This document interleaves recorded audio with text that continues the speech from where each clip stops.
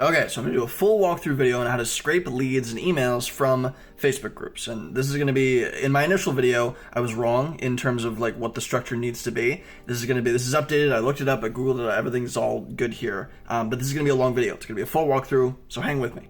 If you didn't watch the initial video, it's phantombuster.com. That's the tool that we're going to be using. It's a lead generation tool, and it's really, really good at things on social media. So things like Facebook, things like LinkedIn, and we're going to use scrapers on both of those sites. You're going to log in and you're going to use, the first Phantom is going to be Facebook group members export. Now Phantom is basically just a specified web scraper, and we're going to use this one to scrape the information off of the Facebook group members, and that's just the start.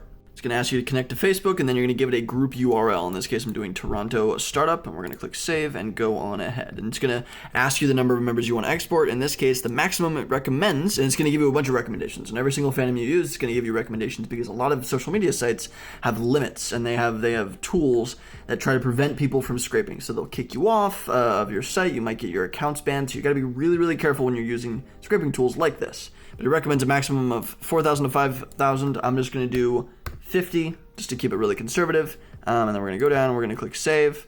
Launch, you can schedule any Phantoms you want repeatedly, so you're probably going to want to do that for a lot of them, but if you're scraping an enormous amount, you're going to want to do things repeatedly and schedule them because you can only do certain limited amounts at a time. But I'm just going to do it manually. I'm going to do notifications in case of error. I'm going to click Save, and then I'm going to click Launch, and it's going to start scraping.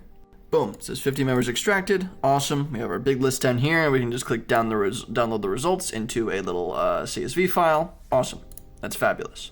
But this doesn't give us the information that we want. This doesn't give us emails or anything like that, but it does give us a lot of information roughly on who they are. So now we need to do a second Phantom. It's going to be the LinkedIn profile URL finder. So you're going to give it a series of names, which we already have from our previous list of Facebook groups.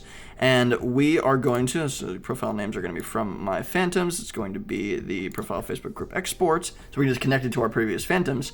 And then we're going to be able to scrape the LinkedIn URLs of those people. You're going to set it up the same way, manually, notifications in case of error, save, and we're going to launch this next Phantom. And boom, it found 49 domains, so out of the 50, it found 49 different URLs, and now we have their LinkedIns. So now that's step 2.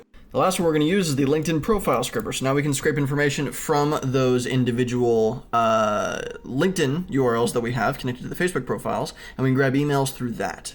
You're going to connect to My Phantoms, LinkedIn profile URL finder, save, and you'll get some emails from this. You'll get some, but there's an email discovery step where you can pair it with an email discovery service that'll actually go and search domain names associated with their LinkedIn profiles, and you get a lot more from that.